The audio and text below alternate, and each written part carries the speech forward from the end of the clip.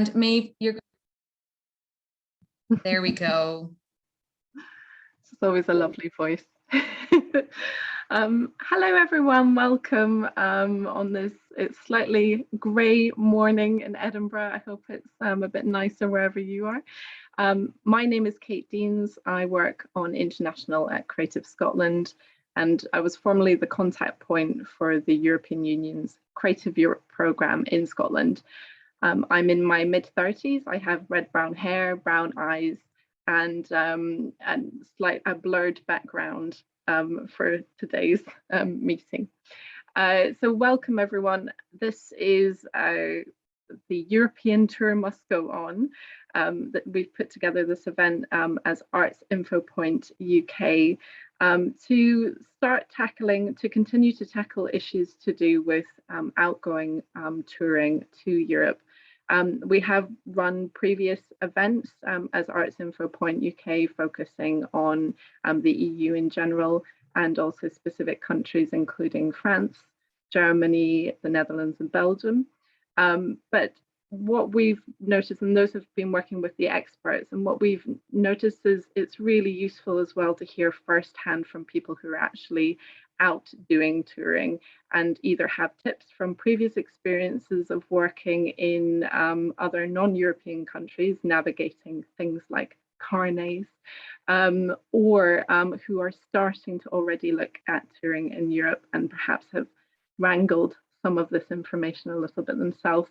I know that always hearing firsthand from people's experiences is how you are able to translate it into your own work and your own thinking. So we're hoping that this session will be helpful to you in that regard. We'll have future events as well. There's only so much that we'll be able to cover in an hour and a half, but there will be future support that we'll be talking about too. I'm just going to hand over to my colleague Katie James at Wales Arts International to explain a little bit more about Arts Infopoint and UK and what we are. Hi, thanks Kate. Morning all. I just wanted to say a quick welcome before we move on to our excellent panel. It's going to be really insightful. My name's Katie James from Arts Infopoint UK. I'm sitting in my spare room. I've got the window on my right. You can see a few pictures on the wall behind me. I've got brown shoulder length hair and brown eyes. I'm middle-aged. I think that always encapsulates, it's a bit blurry, but I am middle-aged. So Arts Infopoint UK is a partnership of the 4 arts councils across the UK. I am based in Wales Arts International, which is the international agency of the Arts Council of Wales. And we're working in partnership with colleagues from the arts councils across the 4 nations. So that's the Arts Council of England, Creative Scotland, Arts Council of Northern Ireland. And that's how we're hosting Arts Infopoint UK.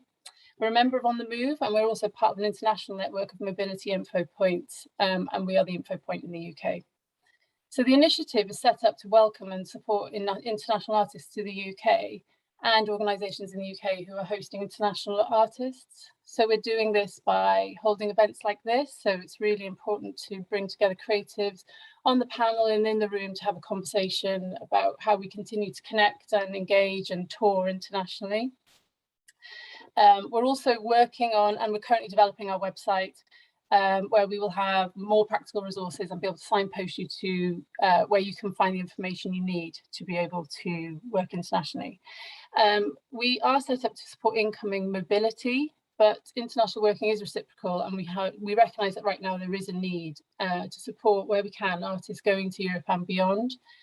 As Kate said, we have held a number of webinars looking at outgoing artist mobility, which I think you might find useful and complementary to this chat. So we'll be sharing links as we go along in the chat. So please make sure you have your chat on and use the chat where you can. And we'll share some more details of other future events that we're developing, I think, towards the end of the event. So that's all from me. So I'm going to hand over to Marie and Anya, and I'm really looking forward to this event. Fantastic. And just before we go to Marie and Anya, just to give you a flavour of what we'll be covering today. So we're going to spend about half an hour on an introduction to the touring issues that you would be looking at when touring in Europe. So we'll be hearing from Anya and Mary on that presentation. And that's just to orientate yourself a little bit and make sure that everyone's a bit more on the same page with the words that we'll be using, the processes we'll be talking about. And then we'll move on to introduction to our panelists, our lovely panelists, and moving through a conversation for the rest of the time there. And there will be time for Q&A at the end as well. So without further ado, I'm going to hand over to Anya Obolowicz and Marie Foll. Thank you very much, guys, for agreeing to be co-chairs of this event. Hello, everyone. Thank you for being here. I am a white cis woman in her 30s with blonde hair in a short bob haircut. I'm wearing a black and white striped top and red lipstick, and my pronouns are she, her. We'll start the event with me presenting you the EU Touring Guide that I co-wrote with my colleague Nadine Patel. I'll share my screen now where there will be some bullet points about what I will be talking about. And if anyone is interested, I am happy to share this presentation afterwards. So now bear with me while I'll deal with the tech.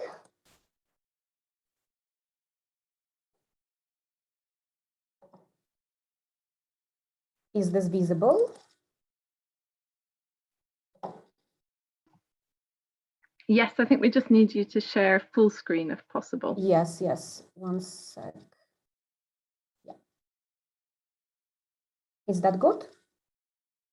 We're still on your non-presenter screen.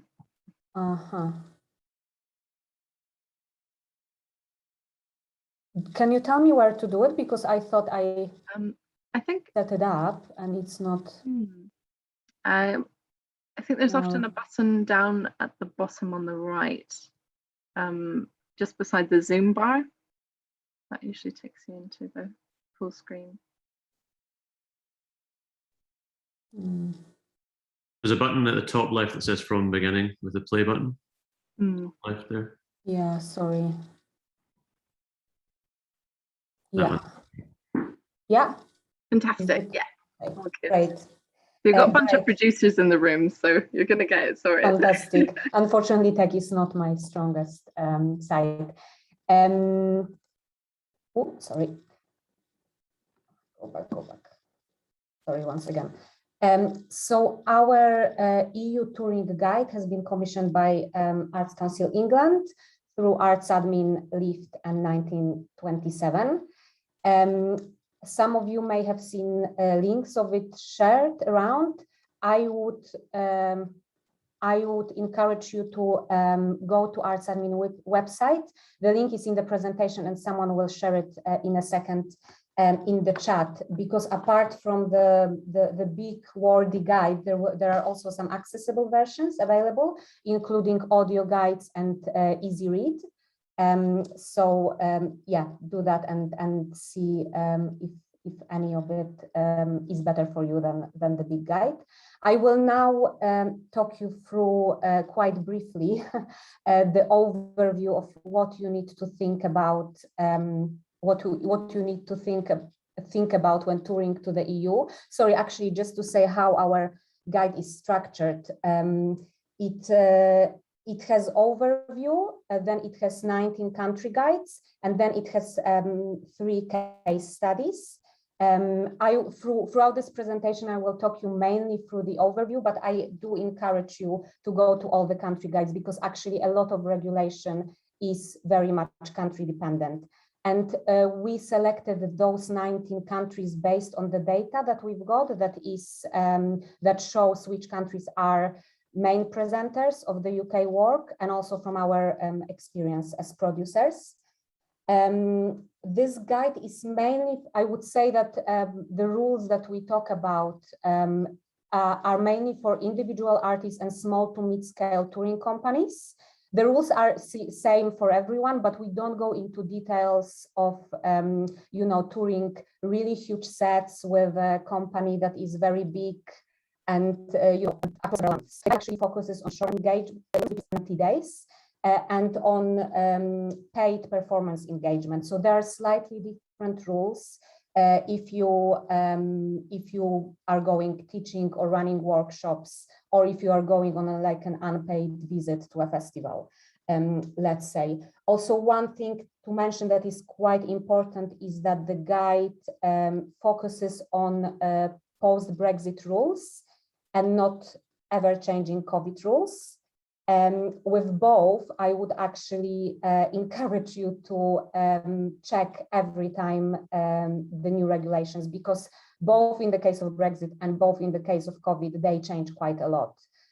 In terms of COVID, how the fact that the UK is not part of the EU anymore, how it impacted the rules is that the UK is now treated as a third country. So in a lot of, when you read, for example, going to Germany, you read rules for the UK, it is likely that it will be somewhere else than other EU countries. And also just one more thing to say is that a lot of information in this guide is new and has been impacted by leaving the EU, but there is also a lot of information that actually hasn't changed. I will say when talking about the general rules, I will mention which things haven't changed because they actually have never depended on the UK being a member of the EU. So for some of you who have done touring before, both to the EU and elsewhere, will probably be familiar with some of the rules. Yeah, so let's go to the rules now. Our guides start with visas and work permits. Just to differentiate, visa is an official document that allows you to enter the country, and work permit is a document that allows you to work in the country. It can be very confusing, and in our country guides we did try to say what is visa and what is work permit in each of them. If you are a British passport holder, you do not need a visa to visit Schengen area as long as you don't stay more than 90 days out of 180 days, which in practice means that if you are 90 days in the Schengen area, either in one country or several countries, after 90 days you have to go back to the UK, spend 90 days here, and then you can go back to the Schengen again. Just to make it clear, Schengen area is the EU plus Iceland, Norway, Switzerland, and Liechtenstein. And then there are some countries that are not in Schengen, such as Bulgaria, Croatia, Cyprus, Ireland, and Romania. This might change again, because I know that some of the countries that are not part of the Schengen will be part of the Schengen soon. So it's another thing to check regularly. European Commission has an online calculator to help track short stays, which I think is very useful, and we do link to it in our guide. One thing to remember here is that holidays count as well. So if you are going for holiday or to visit family or to visit friends to the Schengen area, you have to count it in when thinking about your 90 days. Also in the context of work. At the end of 2022, to enter the EU, you will need to apply online for ETS travel authorization. I think you will have to pay 10 euros for it, and it is something that works basically like ESTA to the United States. So you just give some information about yourself, and they have you in the system. That will be at the end of 2022. Now, work permits are more complicated, and they vary from country to country. So this is where you should check our guides, but also check with your collaborator in the EU about what is needed. And I advise you to do it as early as possible before touring, because it might take some time to get the right work permits.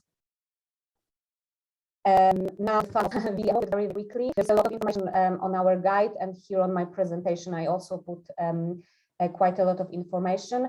In the guide, we do focus on the supply of services, so for example, running workshops or designing performances, rather than selling merchandise. So please remember that if you sell, I don't know, t-shirts, and I make sure that in advance again. So the VAT is taxable in the EU member state, in the performance tax EU member state, where the customer is established. By customer, meaning your partners, like a venue or festival that's visible. And that, so they will be liable for the VAT, which means that even if you are VAT registered in the UK, you don't add VAT to your fee. Your collaborator might ask you to add an expression on your invoice. That will help them process the VAT out to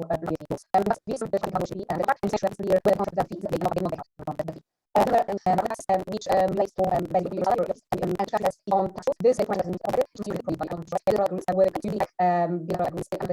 to make sure most likely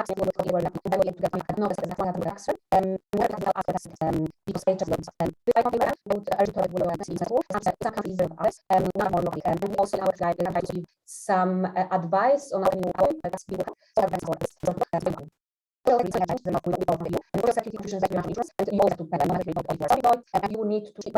you need to show avoid paying them in the EU country. In order to do that, you need to apply for an A1 form via government gateway, and all the links to apply for A1 form are included in our guide, whether you are an employer and you have to apply for your employees, or whether you are self-employed. So again, go to the guide, click on the links, and you will see what to do. That's one thing that can take quite a while. So again, I think that you should start thinking about earlier and make sure that you apply for it with enough time, because there are countries like, for example, France and Italy that wouldn't allow you to go on stage if they don't have your A1 form. So, but it is really, really important wherever you go. So I think France and Italy have this reputation of being very strict about it, but really you should do it for every EU country where you tour.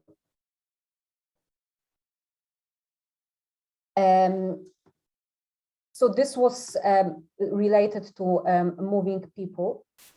This was related to moving people, and now I will give you quickly a few rules about moving goods. So one thing that has changed is that now there are slightly different customs rules if goods are traveling from the UK to the EU.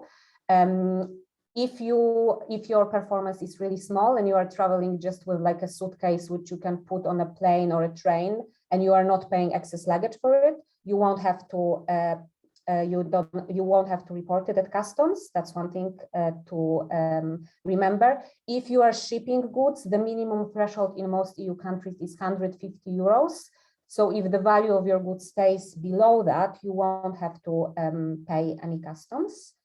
Then if you are moving more things and bigger things and more expensive things, you might need an ATA carnet, which is essentially a paperwork that again needs quite a bit of time to do.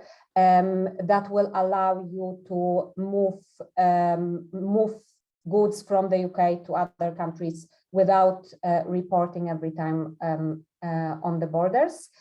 I would say check with your local partner and the local customs office whether you need a carnet, because there might be instances, especially if you are touring only to one country, where you don't need it, and it is quite a lot of work. It costs over £300. I can't remember exactly the exact price right now. There are companies in the UK that can sort out your ATA carnet for you as well. That's something to remember. And it is very useful if you go to multiple countries, because it just makes your life much easier when you cross the borders. Then road transport is probably one of the most complicated things. It's sort of like another level of bureaucracy that is quite hard to grasp. And I would advise to speak to the transport company that you are working with in order to get all the information. In general, if you are working, if you work with the UK-based transport company, they will need ECMT permit. Again, links are in our guides. If you've got this permit, you can only make 3 stops within the EU before you must go to the UK. So if you are going on a bigger tour that with multiple countries, you have to think about how you sort this out. And just to explain, because the term cabotage has been around a lot and I think causes a lot of confusion, it actually refers to a movement of goods within a single country. And it means that you should do loading and unloading, unloading and loading of goods in that country within 7 days. And cabotage can be one of the 3 jobs within the EU as part of ECMT permit. Quickly on healthcare, and I will wrap up. Your European health insurance card is still valid in the EU countries, which is great news.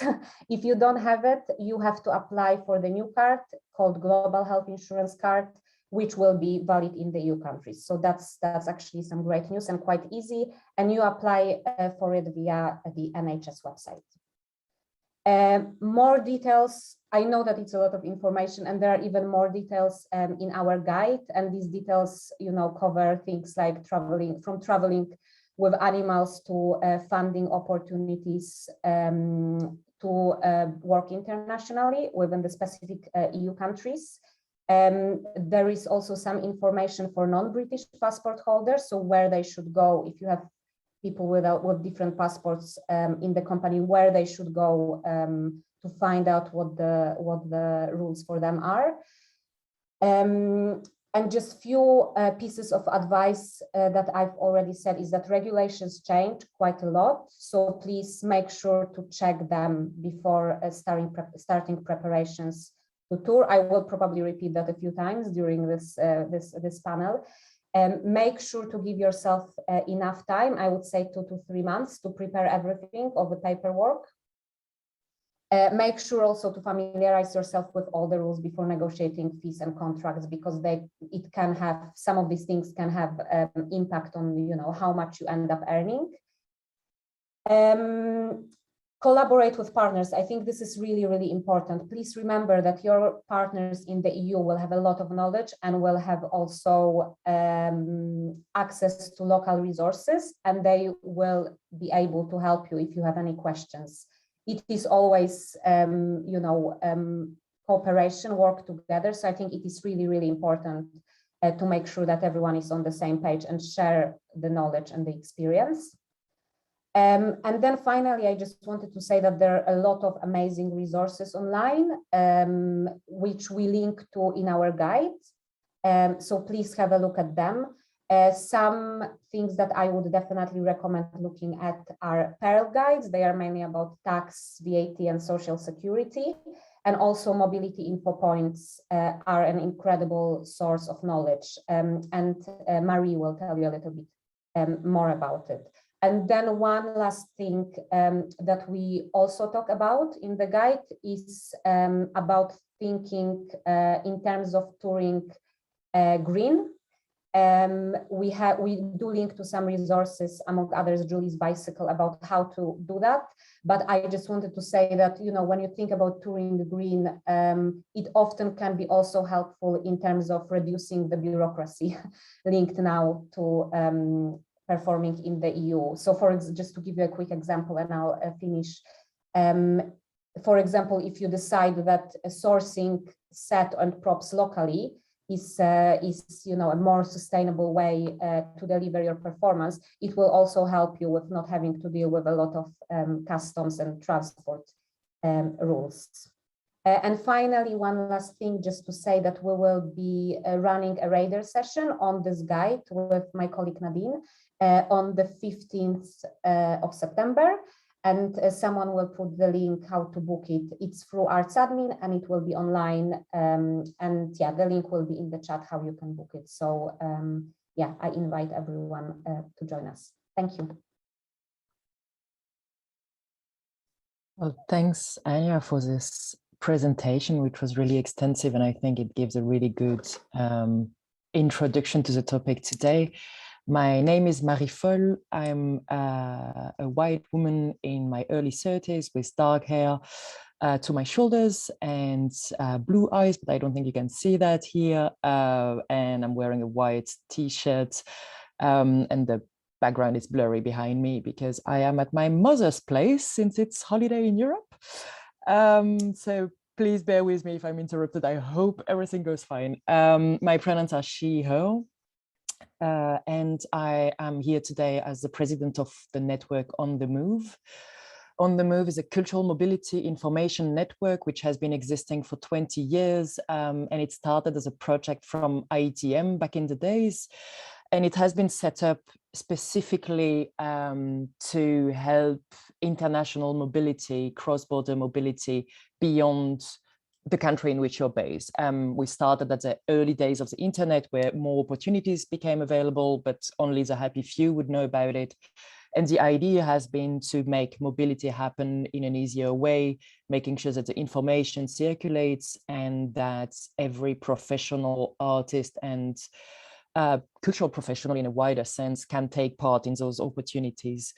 We are a network of about 50 members by now in every discipline and based in many different continents. We focus on funding for international cultural mobility, and in this sense we provide mobility funding guide which are available for free on the website as PDF, and those are updated we try to update them every 2 years.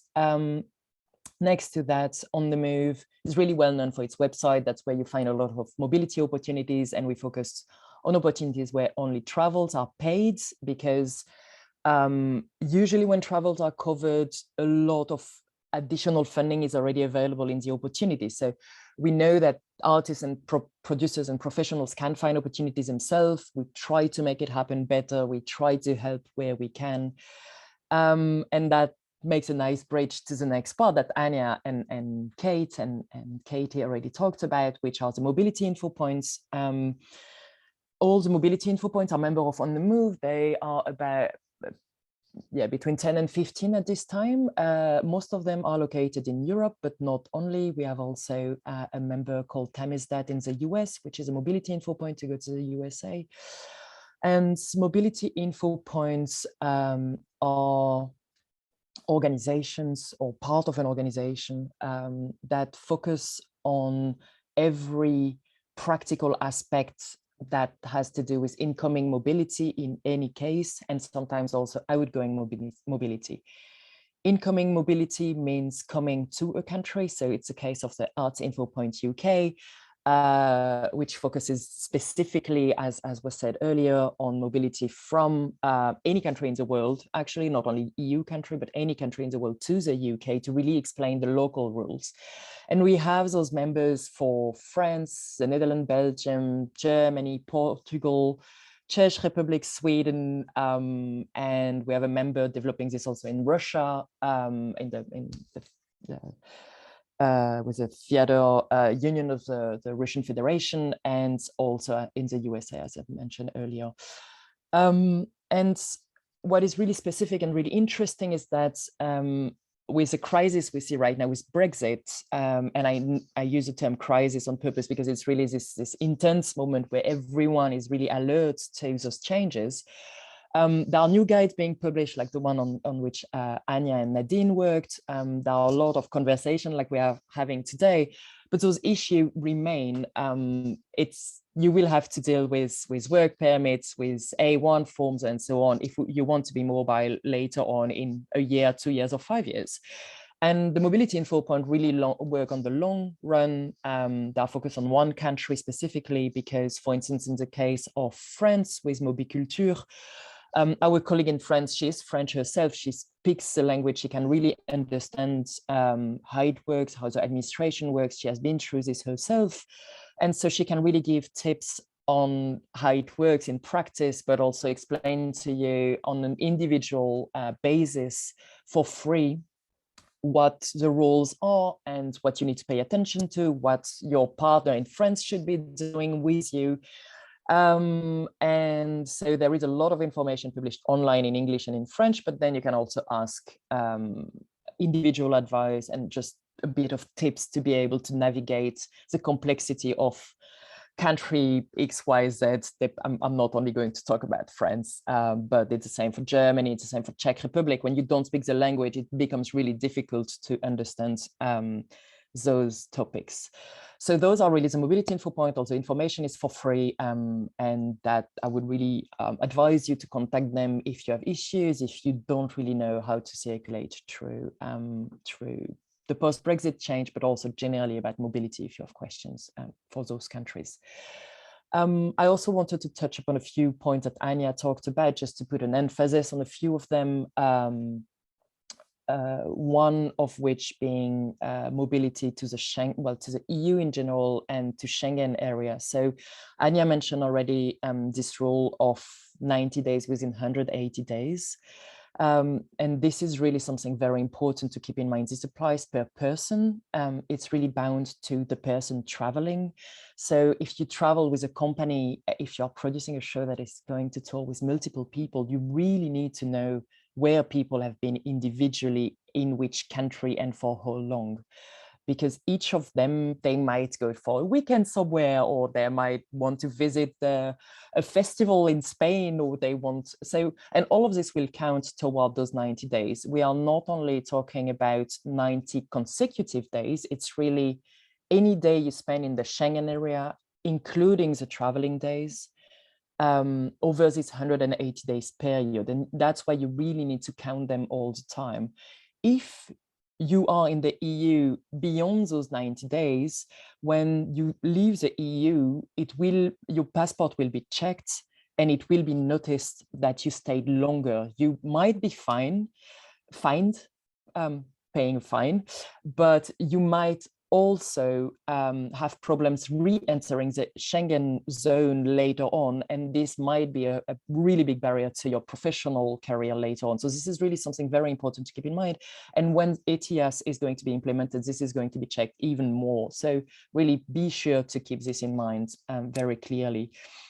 Another point I just wanted to touch upon before we move on to the actual panel is that definitions and status of artists and cultural professional do not have the same meaning in every country. A sole trader in the UK is not the same thing as a freelancer in France or in Czech Republic or in Poland or so on. The same words and so on, they do not have the same legal base. And this is something that will have an implication on how you are employed, what kind of contract you can sign, how people can employ you or your company and so on, and what kind of taxes you have to pay. So this is something you should ask to your colleagues. I see some people already nodding today, so this might be something we talk about, but also with your colleague in your partner in the other country that is inviting you, for them to really check what kind of contract they can provide you. And of course, the mobility info point can help you with that. There are templates on the German info point touring artists on how to interpret the status of artists in different countries. So without further ado, because as you can see, I can talk for a very long time about this. And there are many more points I want to talk about, but I think it's really probably good to move on to our panelists. Or Anya, just giving you the word before, if I forget anything, but otherwise I'll let you introduce our panelists.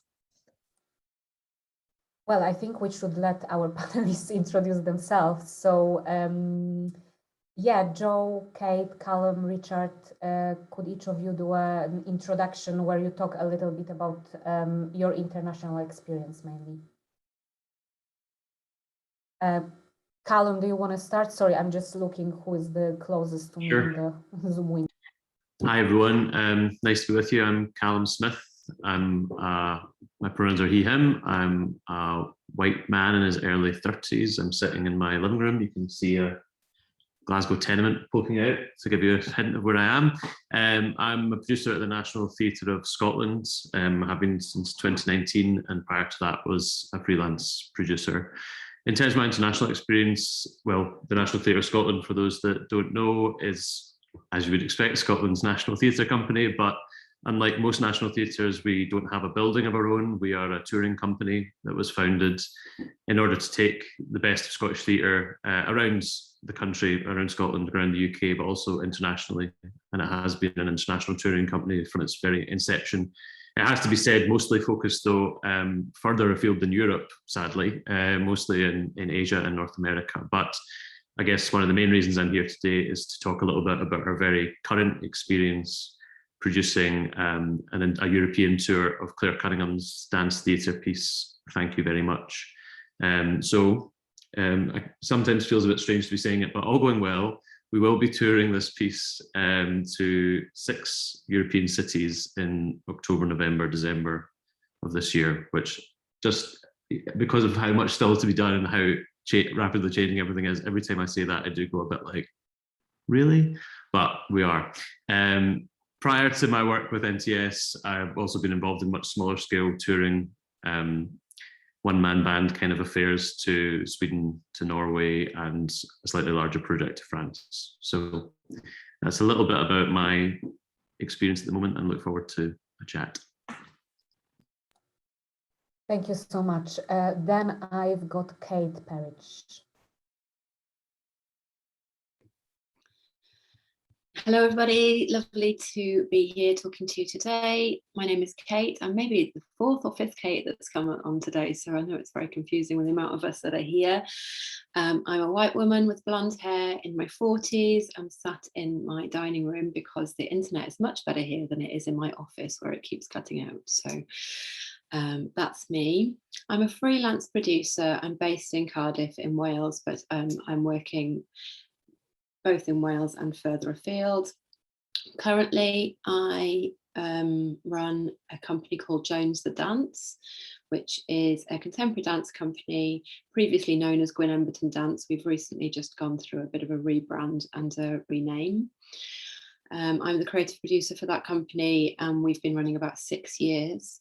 As part of Jones the Dance, we have been involved in 2 to date editions of iCodeCo, which is the International Contemporary Dance Collective. We were involved through iCodeCo in a Creative Europe project, which ran from 2018 through to 2020, partnering with organisations in Sweden, Hong Kong, Hungary, I couldn't remember the name then, Hungary, and Hong Kong, another one, Sweden, Hong Kong, Hungary, which one I've forgotten, Poland. I knew I'd forget one then. It's like trying to name all your cast members. I always forget one. It's one of those things, you just don't want to leave anybody out.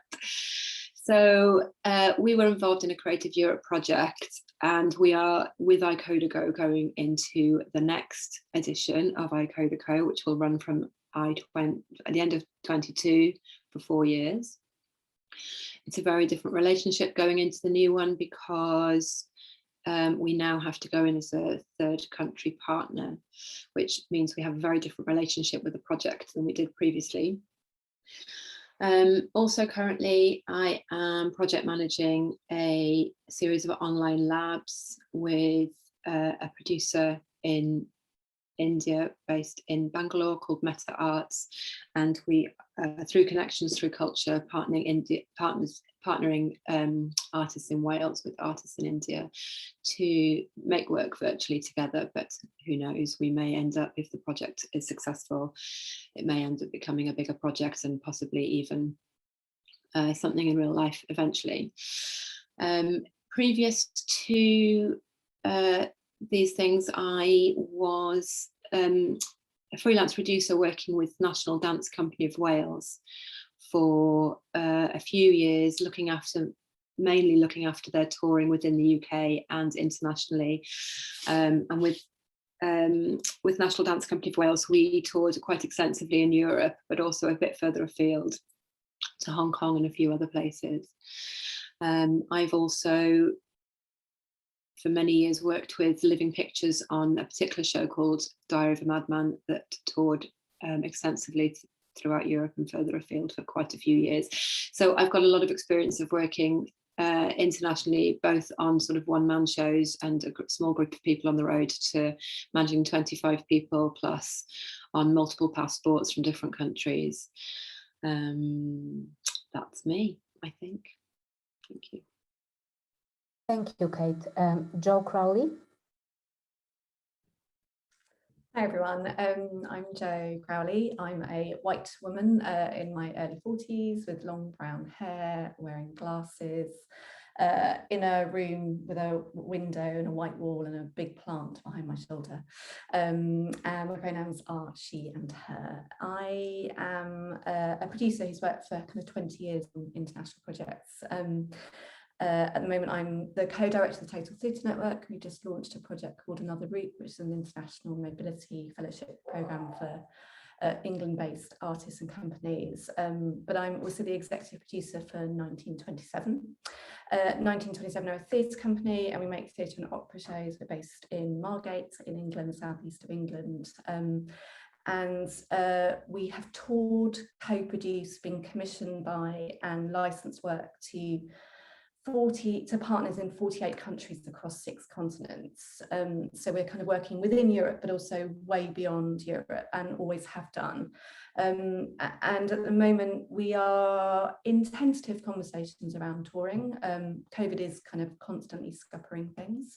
That is the reality. But I think what's important to say from a European perspective is that we are collaborating already with European partners to develop new shows for the next kind of 1 to 4 years, and in conversations about future work, which I think proves that there is still an appetite to collaborate, to connect, to work together beyond Europe. And, you know, it does mean we are beginning to have to navigate through the new world, but because we have worked beyond Europe for many, many years, we're just bringing in that knowledge and those considerations into our planning cycles. Yeah, that's me. Thank you, Jo. Richard? Good morning, everyone, and thanks to Arts Infopoint on the Move and Edinburgh Fringe for inviting me to be part of this lovely event. I'm a white male. I'm 6'4" tall. I've got little hair and wear glasses. It's my 62nd birthday this Sunday, unfortunately, and I'm speaking to you from a back room here at home with a plain white background. My pronouns are he and him. Since 2013, I've been the artistic director and chief executive of the Belfast International Arts Festival, which is an annual festival of contemporary arts and ideas from home and abroad that takes place every October in Belfast, Northern Ireland. Prior to that, I was commissioner for the China-Ireland Cultural Exchange Programme for the Irish Government, managing director of the Abbey Theatre in Dublin, which is Ireland's national theatre, and general manager of Hampstead Theatre in London. With those organisations, and indeed as a freelance producer, I have produced and managed theatre and dance tours across the world, including Europe, for artists and ensembles as diverse as the aforementioned Claire Cunningham, Aoife McAtamney, Junk Ensemble, Nottingham Playhouse, Temba Theatre Company, and several others. This morning, I suppose I'm here to share with you some thoughts and ideas from a presenter's point of view as it relates to touring work, both incoming and outgoing. Thank you very much. Thank you, Richard. Thank you, everyone. I think it would be great to start our conversation talking about preparation to the EU touring. So we've heard that Callum is in the process of preparing the tour, Claire Cunningham's tour to the EU, and Jo also has some experience talking to potential partners, co-producers now. So could you tell us a little bit more about the process of preparation? Any tips, anything that you have learned, you know, any specific things that that people should pay attention to? And if you could also mention which countries we are talking about, I think that will be useful because, as we have said many times already here, each country has slightly different rules. And Kate and Richard, if you have something to add, maybe just raise your hand so Mary and I make sure that we don't miss you. Yeah, I think maybe our situation's relatively unique because the tour was supposed to happen last year before COVID hit. So we've had a very long 2-year preparation time, really, since the show was premiered in Manchester and then in Glasgow.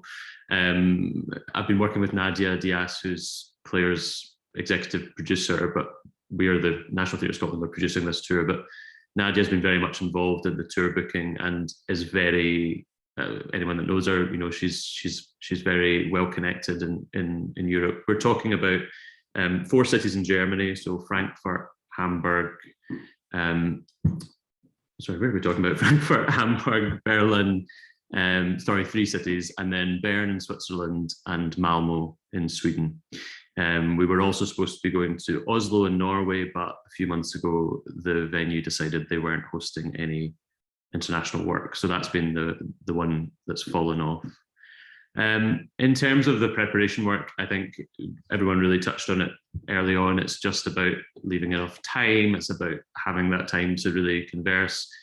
It is new for a lot of the presenters. They're used to dealing with third countries, but I've found that there's still not quite the understanding that does now apply to the UK in many ways. And we still find ourselves, I think, in a little bit of a hinterland between EU and third country status with a lot of those conversations. So while I think it's absolutely, you know, there's a lot of experience out there with the presenters, you can't quite rely on that because we're all still feeling our way through it. So I think it's a very obvious thing to say, but just leave enough time to do the research about what's required, and everything that Anya mentioned in her presentation really does ring true.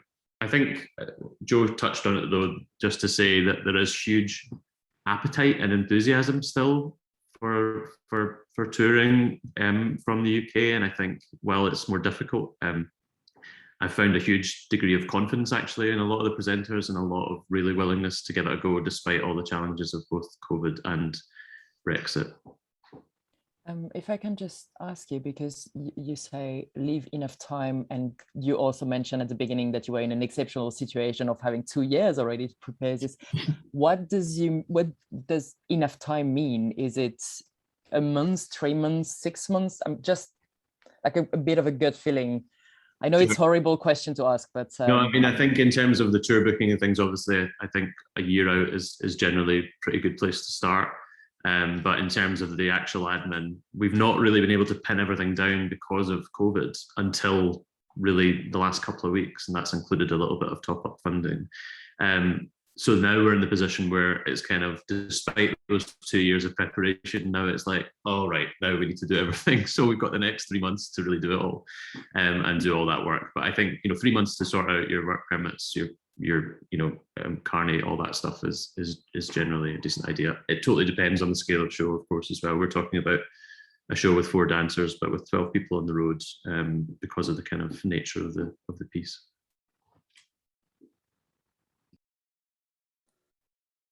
Thanks. Joe, maybe do you want to present also how you are preparing for your tour?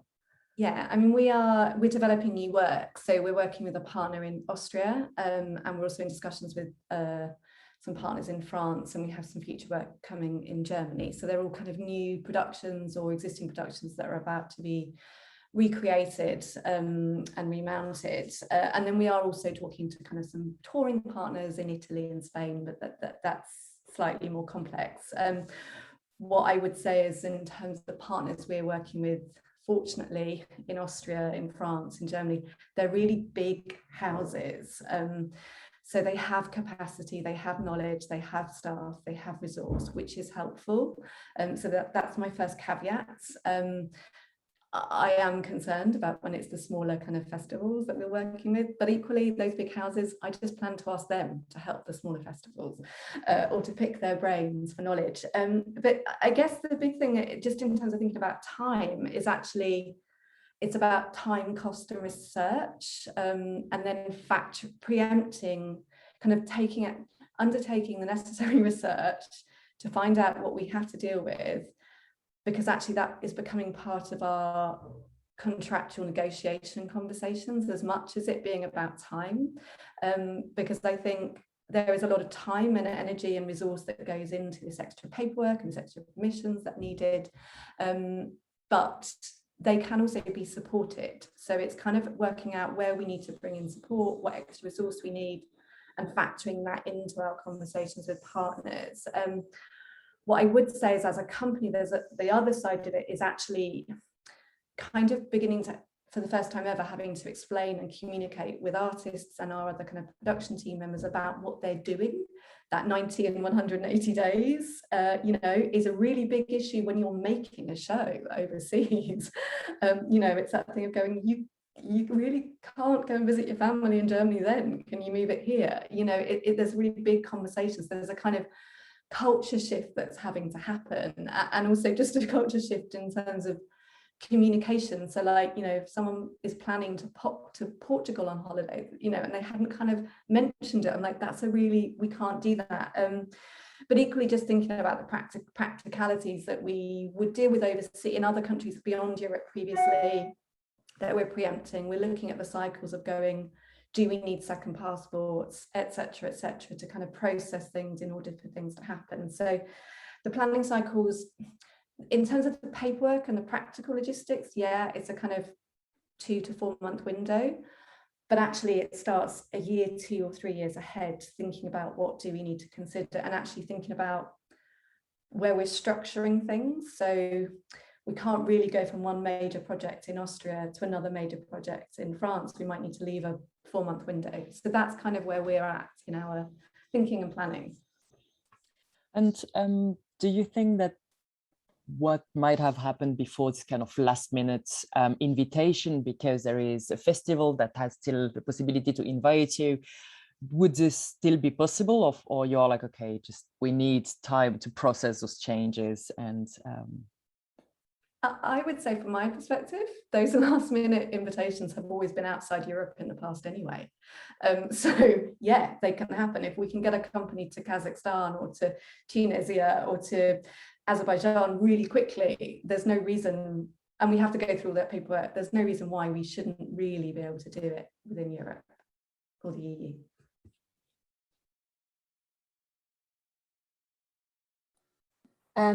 Actually, just to add, Kate, I was wondering, because you mentioned that you have had experience of touring to different countries, both within the EU and outside, with one-man show and also with a bigger company. Could you tell us a little bit about preparation to these tours? Like, what's the difference, and you know how the scale of the show impacts the tour? Oh, thank you. Thinking about the pre-planning, I think one of the main differences with touring outside the EU is I've always tried to work with much more intensely with local contractors. So developing the relationship, as we've already talked about, with your partner organisation in the other country is so key. And that the more established that relationship, like Joe just said, you know, if you're thinking about it over a period of 3 years, you've got a really long time to build out and develop that relationship. And asking them to provide something like a local stage manager, for example, who can tour with you, which not only helps with language issues, but also helps just with those issues about technical knowledge, which can vary vastly from country to country. And you know, you still tour your stage manager as well, but you've got that extra person who is a sort of go-between in between the theatre, the venue staff, and your team. I think that's been really useful. And one thing that I think, Anya, you mentioned in your presentation is actually just getting your set built there and not trying to deal with the whole issue of haulage or freight or shipping, etc. Obviously, it depends on the scale of the show. It's a lot easier on a one-man show to get something rebuilt, because it's obviously usually much smaller set we're talking about. Although I was thinking this morning, one of the one-man shows that I toured for a long time was based on 4 pallets. When, you know, this is one of those examples about not taking anything taking anything for granted. We toured it to India and asked them to remake it and said, oh, you just need to have 4 pallets, which is what we'd said previously to many, many other countries. And then it became apparent they didn't really know what we were talking about, because the abundance of manual labour in a country like India means that they don't use forklift trucks and pallets in the same way as we do in the UK. So we had to explain how to design pallets as well. So yeah, those are the key takings for me, really, is about just using that resource of your local partner as much as you possibly can.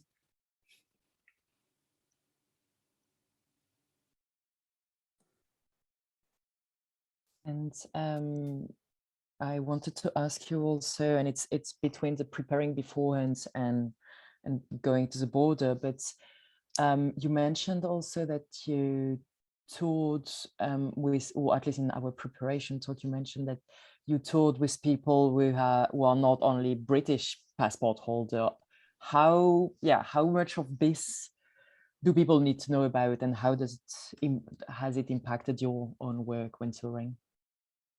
I'm not in a position where I'm looking at any touring currently, so I am not really able to look at how it's impacted. That's impacted on current circumstances. Maybe, I don't know if Joe or Callum, you have. But yeah, previously touring with people with many different passports from within Europe and further afield, it can be challenging, particularly at the border. You know, you might think you've got your visas all sorted. You might think that everybody is going to be have an easy passage into the country, but sometimes at the border problems can come up, and I've had situations where an additional visa fee has got to be paid. The thing I always do, since that's happened, is tour with euros and dollars, just in case, in cash, because that's the kind of those unexpected things. You just need to have that cash with you to deal with those things at the border. And some visas for other passports, other nationalities, can take longer to come through, particularly if you're applying through it from the UK as opposed to applying through it from the country of that performer. Yeah, I don't know if Joe or Callum, you have anything to add on that? No, it's just, yeah, again, it's just researching exactly what the requirements for everybody's passport are. I mean, in the company, we've got one Austrian passport holder, which makes things a bit easier, but also one Australian who's got indefinite leave to remain in the UK, so it's not so much of an issue. But yeah, it's just an individual on an individual basis, the same as you would research any other kind of visa requirement. Sorry. No. No, I would add, I mean, we have a Colombian production manager who we often work with, and it's a dead cert that usually in transit through often European countries, he will get pulled up, and we have to be ready and standing there ready to support and justify with the paperwork, which I guess is one thing I would say that you can translate into traveling through the EU now, is having piles of paperwork and briefing your artists and companies if you're not traveling with them. Is really, really important, just so that everyone feels kind of safe and secure, and also just being aware that there are some places that you might not be able to talk to if somebody has a particular passport, and that is a reality that we have to deal with sometimes, which is unfortunate, but the state of the world, I guess. Definitely. Thanks, Joe. It's those are issues that we deal with On the Move quite a lot, because we have been working on mobility to Schengen for a very long time. So the third country kind of topic is not new, and there are issues regularly. And there is case of, if I may say so, institutionalized racism and just profiling and the artists and jobs of artists, and especially like also technician and so on, they are not understood by border control agent because it's something so specific. And artists are also usually very stressed when they have to explain their job to someone who really, really does not understand it. So it's really this combo to make sure that something goes wrong. So indeed, the briefing, in my experience, has always been something to really talk about with them very clearly. Before we continue on really this border crossing, I just wanted to also ask Richard on your experience both in the past, but also as a presenter. We were talking earlier about this relationship that people should be building with between the producer and the presenter in the other country. how do you look at it from both your past experience touring with companies abroad, but also as a presenter, well, now in Belfast, and what would you advise people to keep in mind when talking to presenters and venues? Oh, thank you for that, Mary. I suppose my view is that creating and building relationships has always been at the very core of what we do. It engenders trust, it engenders a greater understanding of the works and of their potential impact and value to our communities. So it's not too different from our current way of working, but like colleagues have said, I think we just need to add a lot more time to the process. There is this additional layer of understanding that's now needed to deal with some of the practical challenges that face companies both visiting the UK and artists in the UK visiting Europe. From my point of view, one of the overall things that I'm particularly concerned about that relates to this is overall how the principle of reciprocity in cultural relations might indeed be at risk. So this is where the impact of the withdrawal agreement is having a potential effect on presenting EU artworks and performances in the UK, and the consequent impact of UK artworks and artists and ensembles gaining work in the EU. And this reflects, I think, a shared value we have around the importance of a meaningful cultural dialogue. And so that's at the center of, I think, my concern. And it goes back to your question about how we address that through meaningful relationships. So a lot more time is needed to be spent on developing those relationships and adding in things to the conversations that previously we've not done so. The boring stuff about visas and work permits and customs management, etc., etc. And, you know, here on the island of Ireland, of course, we have a very interesting and unique situation, which just adds to the complexity of that. That's particularly reflected in what is known as the Northern Ireland Protocol. And for some of our viewers who might not know what that is, just to very quickly explain that the UK and the EU agreed the Northern Ireland Protocol in 2019 as part of the Brexit withdrawal agreement. Now, what this does is it prevents a hard border in Ireland by keeping Northern Ireland in the EU single market for goods. It began operating in January, but has led to difficulties and increased costs when transporting goods from Great Britain to Northern Ireland. It is certainly not a perfect solution, and it arises out of, as I say, the Brexit withdrawal agreement. And that, I think, presents a particularly unique challenge for Northern Ireland. And if I can talk about that in terms of perhaps the effect it's had on our festival. Our festival has been going 59 years, happens every October. But this year, I think, ironically, because of COVID has disguised and perhaps has delayed the practical impact of Brexit. So whilst, you know, we have no live European work this year, and we do have European artists on our digital platform, we do have artists coming in from other parts of the world where COVID restrictions allow that to happen. But that in no way diminishes the concerns that we have as a presenter regarding how we acquire visas and work permits and how we facilitate the movement of artworks and artists into Northern Ireland.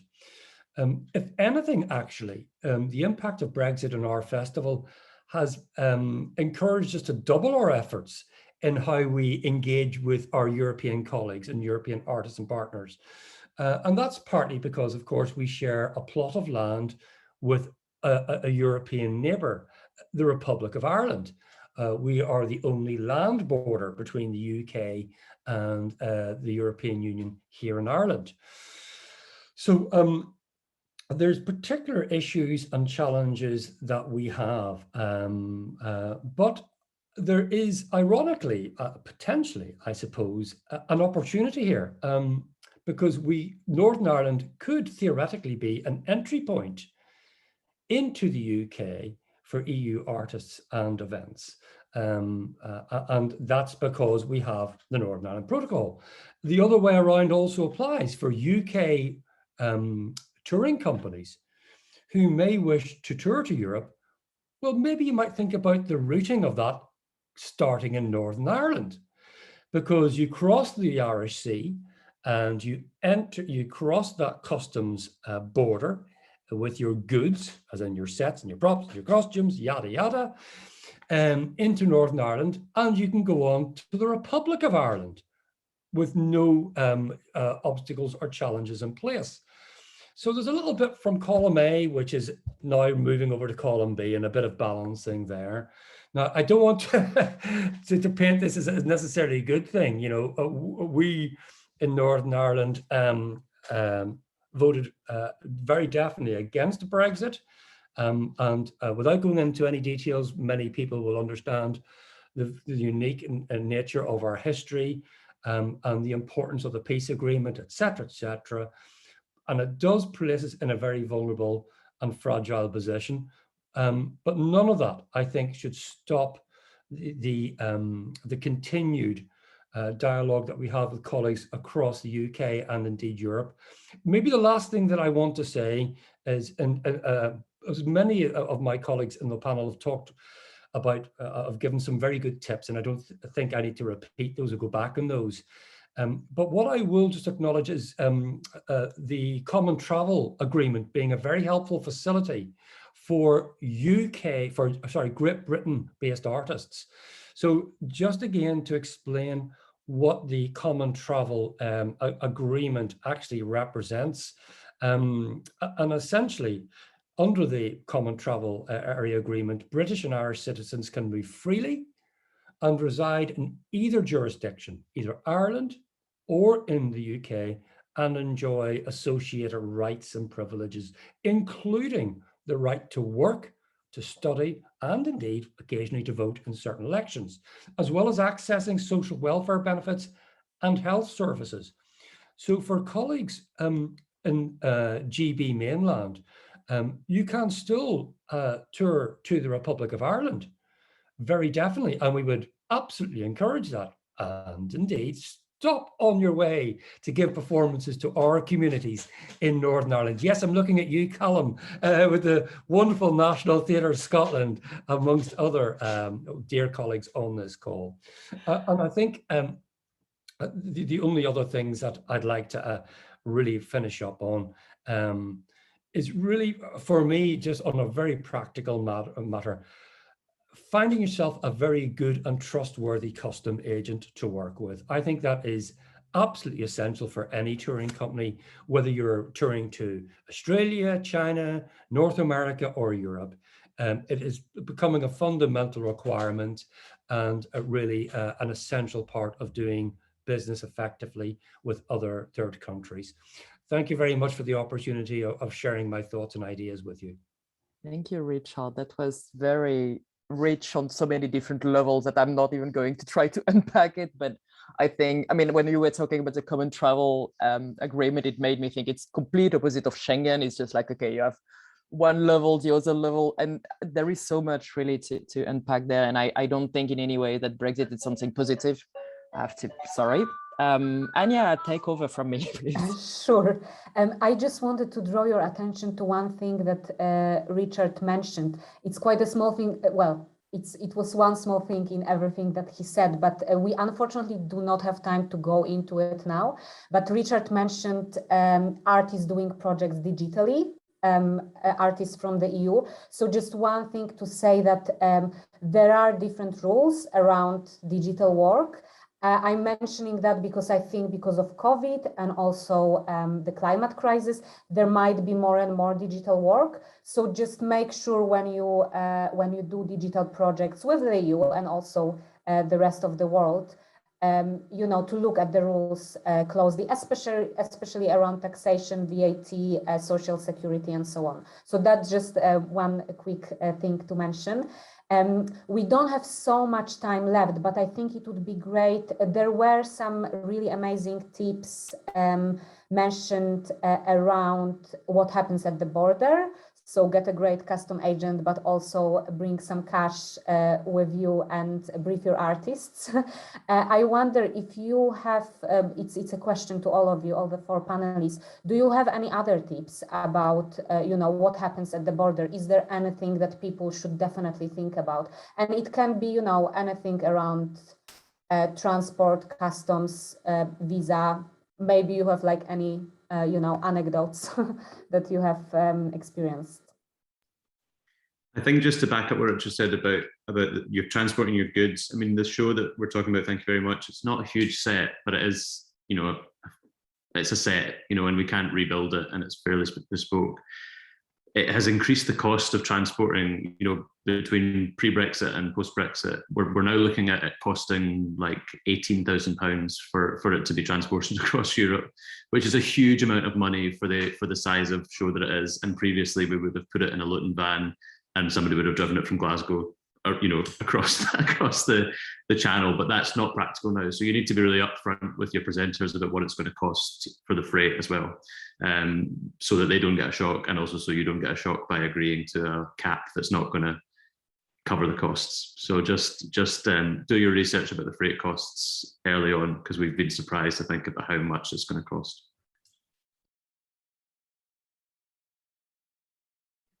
I've got a small tip. We always work with a freight agent, even if we are transporting as excess luggage. And I would say it's worth it. It will just solve so much work. But again, you can just factor it into your budgeting. What I would say is, my tip is, if you are carrying stuff across borders as excess luggage or whatever, turn up early, because it takes ages sometimes. It even takes ages at Heathrow Airport to find the customs person to go through your carnet documents, put a stamp on it. It can add an extra 2 or 3 hours, because there might be 6 different terminals on there in Terminal 1 and you're in Terminal 5, and they've got to get to Terminal 5. You will miss flights, you will miss connections, it will destroy everything. And on that, which I don't think has been mentioned, because I actually don't know the answer at the moment, and it's a big environmental consideration. There was talk a year ago that there was no ability to stamp carnets on the Eurostar. So I would just flag that up now, because that's a thing that we do, as we do start touring, we're going to have to get our heads around how we factor in getting that carnet authorization so that we can travel by train rather than by car or plane if we can.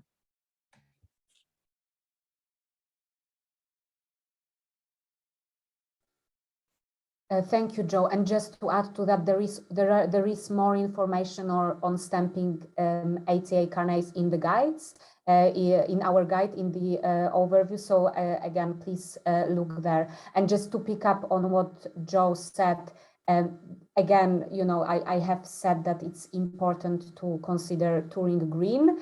And, you know, we have to remember that Europe is actually very close to the UK, and it is this part of the world where it will be possible to tour in a greener way. So mainly by trains or by road rather than flying. So I think it is, you know, another advantage and another reason to make sure that the relationships with the EU are really strong.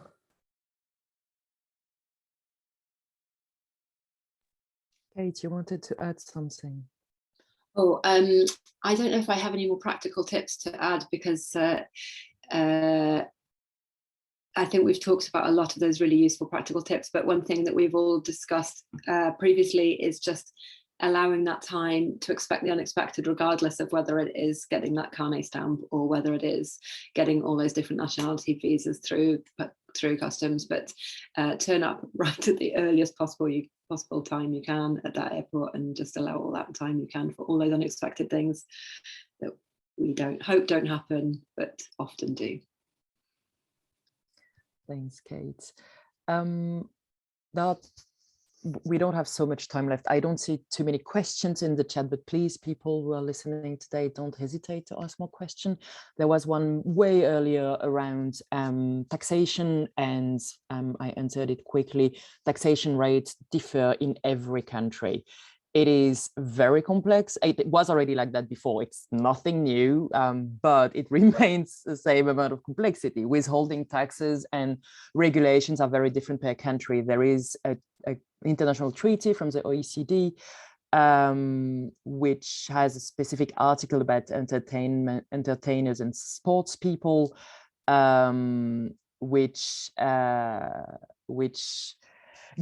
provide guidance around this, but actually leads to a lot of double taxation, which leads me also to a question that I will ask in a minute around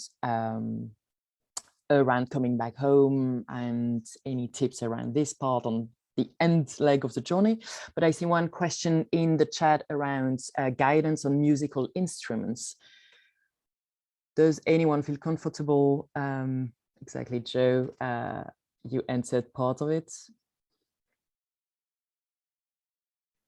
I'll just come in because we often move instruments with the company because we have live musicians in all of our shows. So check CITES documents. I think the link is in the guides, Anya, of where you can check if particular instruments are, if they're made of particular materials, you can't move across certain borders or you need certain permissions. And again, check with a freight agent if you can. I mean, one thing I would say, a little tip I didn't say earlier, sometimes you can have a conversation with a freight agent without contracting them, and they will, in the course of that conversation, download the information you need to know, and then you can go off and do it yourself. But yeah, the likelihood is it's blurry around carnets and instruments. I will admit that even I'm confused about it. I think if you're moving instruments as a theatre or dance or live art performance company with other stuff, the likelihood is you'll need a carnet. So you'll need them details on the carnet, you'll need those permissions, you'll need that documentation with you, and you may need CITES documents, which is just if it's made of particular materials. So we've got a show that goes out, and I think actually only one instrument amongst a list of 80 instruments needed those CITES documents because it was a violin that uses has a particular wood that it's constructed of. Thanks, Joe. And I will just add, I am by no means an expert in moving instruments, but a musicians union have been doing some work around touring to the EU and regulations related to that. I just posted a link in the chat to their website. So I think this is a great resource actually, just to check with there as well. Yes, and in a minute I will add a guide which is actually dedicated to this from Pearl, which is called Crossing Borders and is about crossing borders with musical instruments. So you will find any information you need actually in that guide. And one practical information as well is if you can carry your instrument, you do not need an ATA carnet. The ATA carnet is not needed in every situation. It is very recommended in certain situations, as we heard, but if you're just if the musician can travel with their instrument on their back or so on, it can be fine like that. So just, and this is outlined in the guides, but I will fish the link in a minute. Thanks everyone for those answers. Thanks, Joe. When coming back to the UK, so at the end of a tour, and of course we are not going to talk about tours to the EU yet, but at the end of international tours that you have done, what kind of aspects did you have to pay attention to? Is there anything to really know, like that you will have to handle when being back home, apart from maintaining and nurturing relationship, which we heard are really, really important?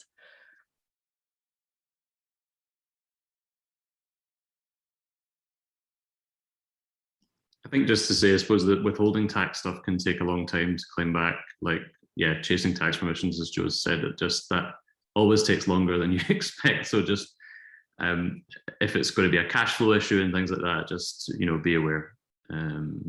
Depends on the size of your organization, how much money we're talking about, of course. But Thanks, Callum. Joe, do you want to elaborate on those 2 points as well? Yeah, again, it's just a tip that we've learned, which is HMRC, which is the tax authority in the UK, can take sometimes up to a year to get forms back. And I'm going to be honest, you can go backwards and forwards with the different permissions for different countries, and they can go back and forth and it can take forever.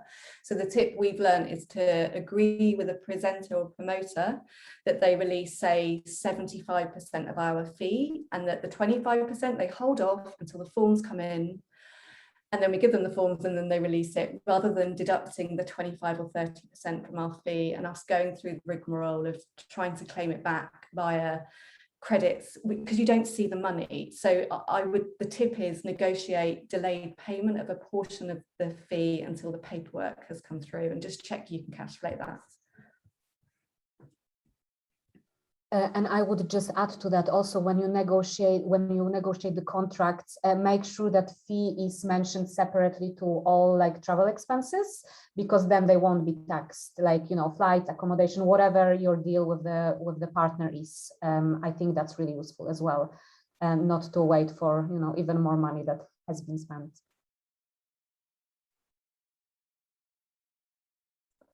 Kate, are there any other point that you would also like to mention from your experience on those aspects?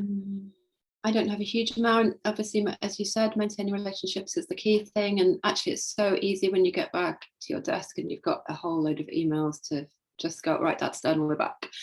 Get on with the next thing. But obviously, maintaining those relationships is so important, and just sort of thinking about the next thing. And also, it's kind of before you go scheduling, really, but it kind of feels like it's a more valued point in this section. But if you are freighting your set, it's really obvious when you think about it, but I have been in a situation before, is don't book any performances in the UK with that set for a good few weeks after your international performance, because sometimes there can be delays with freight and you can find that it's stuck somewhere, and you just can't do the show. So yeah, just make sure there's a good month or more of gap in between coming back into the UK and having any UK performances. Yeah, it feels common sense, but at the same time, it's really worth saying like out loud. It has happened to me, you know, I have been sitting there on the edge of my seat waiting for the set to be delivered back to the UK so we can do performances here. So it does feel like common sense, but sometimes it's worth saying. Definitely, thanks, Kate. Richard, do you have any tip like that? And I will also go to the last question, but. No, nothing much to add. It's been a very wide-ranging, but I hope useful conversation. Certainly, I've learned a lot, but it's still an evolving situation. This is what I think I'm going to end by saying. This is not a definitive discussion, and we're going to rely on our colleagues at the Arts Infopoint on the move. I also want to pay credit to our own Arts Council in Northern Ireland and the other arts councils around our islands, and the British Council for all their help. At the end of the day, I think we've all got a job to do, those of us who work in the UK, to impress upon our government, upon Westminster, that there are still real and difficult challenges to overcome. You know, we have not talked about the campaign for visa-free movement for artists. That for me is an absolute priority. And so if I end on a bit of a rallying call, you'll forgive me, but I do think that we are all of us obliged to work collegiately to persuade those in government to do the right thing by our artists working in Europe, and in the spirit of reciprocity, going back to where I started, to make sure that European artists can come here freely as well and work in our country. So thanks very much for the opportunity to wrap up. Thank you, Richard. Kate Deans, I'm not sure we have time for the last question that was asked. I don't want to go over time, and therefore I leave you. We do actually have a little bit of time, obviously, if anyone needs to leave, because it was advertised until past, and we do have the BSL interpreters and captioners booked for another half an hour. So if we want to leak in a little bit with that final question, I thought it was a good one, then Happy to go. I think it's a really complex one, but nonetheless, so Carol asked in the chat, would the panel recommend that there are some countries which are easier than others for EU touring? So Richard, you were nodding, so maybe you want to start with it. Again, for the fear of being repetitive, I did reply to Carol and say, the Republic of Ireland, obviously, it's very close to GB. It's literally, 45 minutes on a plane, guys, or a ferry ride. And in terms of the environmental agenda, which in all seriousness is a very important one, we are a very close neighbour. Going through Northern Ireland might, in this evolving situation, become the gateway to European touring. So I would obviously, I speak as an Irish now, but working in the UK, I would obviously encourage that. But I would equally say there's a very well-developed touring circuit in the Republic of Ireland. There's some great presenters and good audiences. Ireland does see itself as a fully fledged member of the European community, but we do share a language with the UK, the English language. There are lots of reasons to look at that. So I'm going to finish my patriotic point and allow others to come in. Totally agree with Richard. More Irish touring, definitely, but a slight cop-out answer, but I would say it's less about the country and more about the presenter. I think in this moment, working with presenters that don't have much experience of bringing international work over is going to be much more complex than those that have got a track record in it. So I think it's less about the country, although there are huge variations, obviously, as we've kind of touched on, in terms of how Portugal's incredibly complicated tax rules we found with a European tour of a National Theatre Scotland show a couple of years ago, incredibly complex to try and claim back the tax, took ages. France is similar, I think, in my experience as a freelancer, can be an absolute nightmare of bureaucracy. But yeah, I think more about the presenter than the country.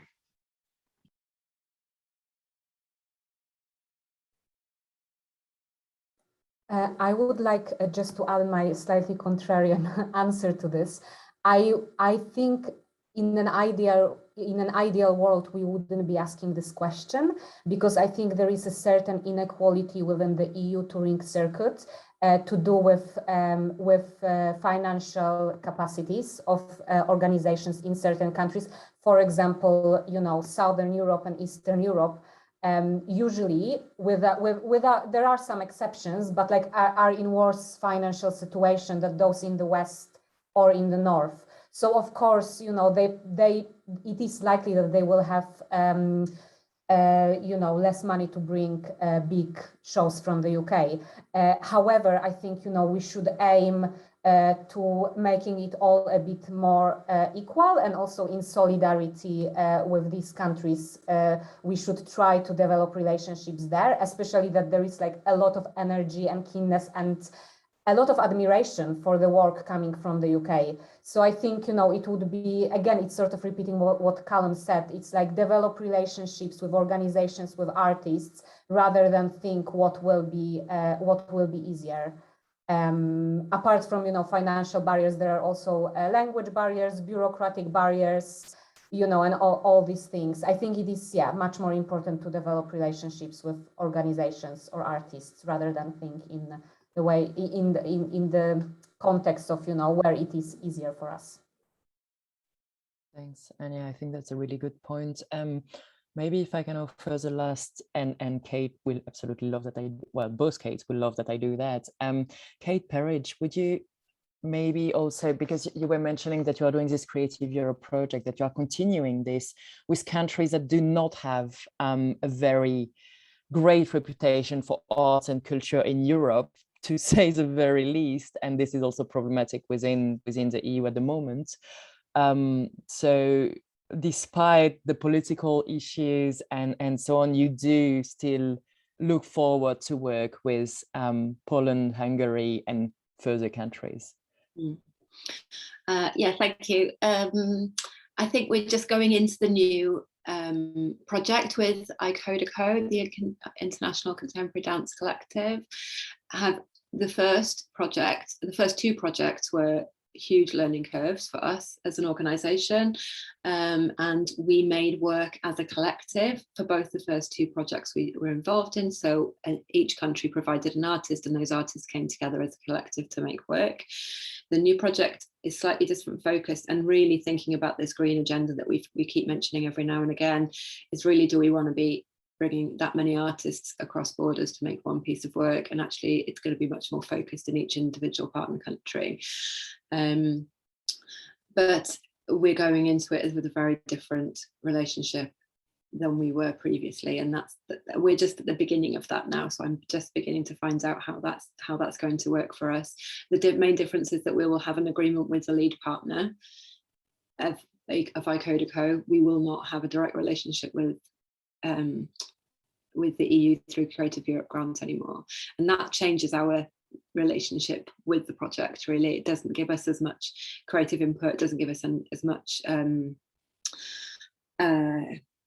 control. And it actually, one of the main problems for us is going to be developing those relationships with the European partners, because we can't just pop across the borders in the same way that they can. And developing those partnerships is going to be different, because although we're going into this with some previous partners, there are new partners in this new project as well. There were 5 partners in the last edition of ICODECO, and there will be about 12 or 15 in the new one. So that developing those relationships with those European countries is going to be harder for us, but you know, it's a challenge to be met, I suppose. Well, I think those are great words to end the conversation on, and thank you very much, Kate. I do look forward to seeing this project develop further, and indeed not only wishing you to work with your current partners and nurturing those relationships, but also to find new European partners. We will get more used to work with UK organization, and I think that's also the future, to just make this all very normal, even if we don't want it, but getting through this this period and continuing to work together as much as we can. Thanks everyone. Thanks Anya for moderating, co-chairing this panel with me. You did a fantastic job. And Kate Deans, back to you. Sorry, can I just say one, thank you, Mari, but can I just say one final word of encouragement with my slightly different hat on of a producer working also in Germany and in the Czech Republic, being involved in writing some Creative Europe applications now. There is a huge appetite among the EU organizations to work with the UK organizations. And I think, you know, a lot of UK organizations that have been involved in Creative Europe projects have shown a lot of brilliance across the years. So let's not forget that. And, you know, and yeah, hopefully we will all continue working together. Thank you, everyone. Thank you. Thank you all for that really stimulating discussion. We threw quite the challenge at you of covering practical issues, but then also setting the context, and it's an ever-changing context, and there's many things and many different things at play there, from trying to you know, address the climate crisis, to acknowledging existing institutional barriers and issues within our systems. What I really loved to hear at the end was the emphasis on relationships, and I hope that we say that louder for the people at the back, that relationships are really key here, and everything is within a reciprocal framework. You know, there's hosting and there's the people being hosted, and so thank you for kind of you know, emphasizing that too. Thank you to our panelists, Joe, Kate, Richard and Callum, and thank you so much, Anya and Mary, for steering us so deftly through the myriad of different issues there. Thank you so much, Max and Alice, for the BSL interpretation, and thank you as well to Kate and Trish for captioning all the way through this event too. I just wanted to say, so we talked about relationships. And this is just one of the first one of these discussions where we're getting insights from people who are actually on the ground planning tours and have experience previously. As you can see, none of us have all the answers, and everything shifts depending on the kind of production or the kind of tour you're looking at, or you might also be looking at residencies, you might be looking at hosting people. And so with that in mind, we are, as the Arts Infopoint UK, setting up monthly coffee mornings to bring people together, and there will be more of an opportunity in breakout rooms for people to share and exchange experiences and just talk about where you're at. And we'll be featuring one or two kind of key speakers to keep you updated on the latest developments at the same time. So do look out for that email coming up as a follow-up to this event. The first one will be on I think it's the 7th of September, on Tuesday at 9:30 in the morning. I'm just going to hand over to my colleague Katie, who has a couple of other events that we'd like to signpost. Thanks, Kate. And thank you to the whole panel. That was such a great discussion. And like you say, a really good segue into that about relationships and connections. So that's exactly what that first coffee morning, and it will be a series of coffee morning. It is a pilot initiative, but we're aiming to have them every month, the first Tuesday of every month. And I think we will share, or have shared, how you can sign up to our mailing list. So if you want to sign up to that and follow us on Twitter, we'll put that information in the chat so you can definitely find out about those once we publish how you can register for those. And it is very much a kind of space for you guys, for the sector really, to share and to kind of unburden or listen or just stay connected about this evolving and unfolding situation, and just to keep talking. I think everybody needs to keep talking about how we do things and kind of gain confidence and, you know, things like that. So that's you know, why we're trying to set those up. And then following that, we have actually so we are busy at the moment kind of prepping for a few events coming up in the autumn. And also in September, we have collaborated on a first session already with the European Dance House Network. So it is a dance sector focused event. So if there's anybody here from the dance sector, then we will have the second session coming up on the 10th of September. And I will put the link in the chat, which means you can look at the first session as well. It's looking at the, you know, continuing conversations to ensure to look at the challenges of working across borders, really, and to ensure that the dance sector can continue to do that. And this next session will be having quite insightful, I think, looking at perspective from people who have been working across borders between Europe and the UK.